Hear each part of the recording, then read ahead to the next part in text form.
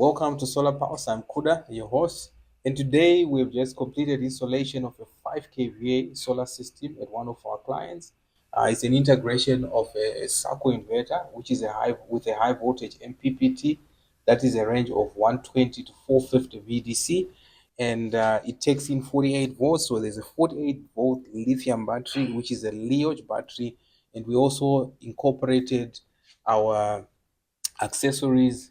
We dub this the protection kit. So we just want to go through this system, all the components that are integrated here, how they function, how they contribute to setting up the system and make it work properly and efficiently. So we'll start by the solar panels. On the roof, we installed 6 solar panels, which are 420 watts, and they are all connected in series because our inverter is taking in on the MPPT side 120 to 450 VDC. The cable that we use from the roof to here is a 6 millimeter cable. So we just want to go through this protection kit setup. At the entry point, we have our what we call SPD, surge protection device.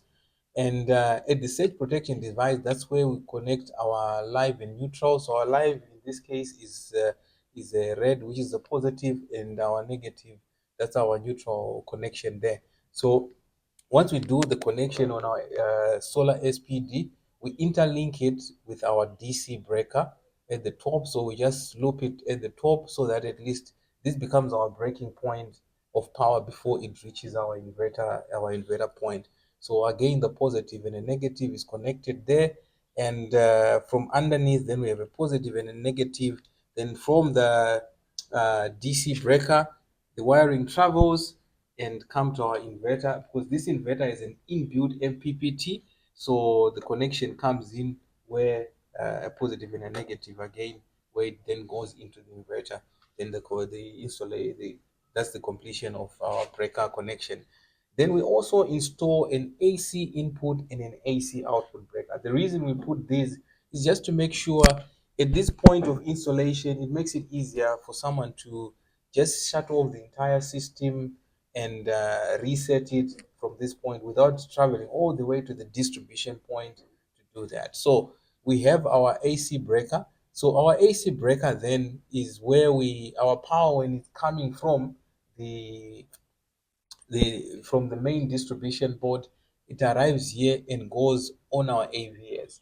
Our AVS is the first port of call where power that is coming from AC side feed. The reason being, our AVS is an automatic voltage stabilizer. It helps us to stabilize the voltage from our AC side if it comes as over voltage or is under voltage. And we consider that unclean power, because when we make this configuration, we want the power before it goes to distributed anywhere else, it stops here. So once we have our AVS installed, we then loop we then loop power from the AVS into our changeover switch, so that we are able to alternate between grid and solar power. In this case, all the critical loads are going to operate on either side one or side two of our AVS. So it will take either power from the grid or from solar. So once we finish looping power from our AVS into our changeover switch, we have cables that are coming out from underneath the AVS. Now those cables are going now to feed our AC input. So our cables are traveling from AVS into our AC breaker. Then at the top here, it feeds our AC input, uh, live and neutral. Then from there, we get our cable coming out of our AC input going into our inverter. This is to make sure the system is protected from any surges that is happening on the Zesa side. And the AVS is a component that can always be replaced whenever it becomes faulty, because its job is to protect against surges, over voltage, under voltage, and it protects our equipment, it protects our appliance, and this allows longevity on your solar system. So once you complete that looping, you go on to our AC output. So we have an AC output breaker, which is this one. So the job of an AC output breaker is, let's say we are resetting, or we just want to bypass your solar system This is the breaker that you switch off, right? So from our inverter, we have a connection for AC output. So the power is going to travel from our inverter, then it feeds into the breaker first, our AC output breaker. Then from the AC output breaker, the power then goes to distributed to the entire property. So that's how the sequence moves. So all these components, every component here is very important to integrate, especially if your system faces a downtime, or you want to service the system, or the client wants to reset the system. This is the small accessories that they use to do that reset of the solar system. Now, I think this completes the setup because we've spoken about our AVS, we've spoken about our changeover switch, and on our changeover switch, our output as it goes to the loads, because it's being alternated here, the changeover switch, so it doesn't go direct to the loads. It then has to feed from our output cable comes out from underneath the output breaker, and it feeds on one of the points for solar on our changeover switch.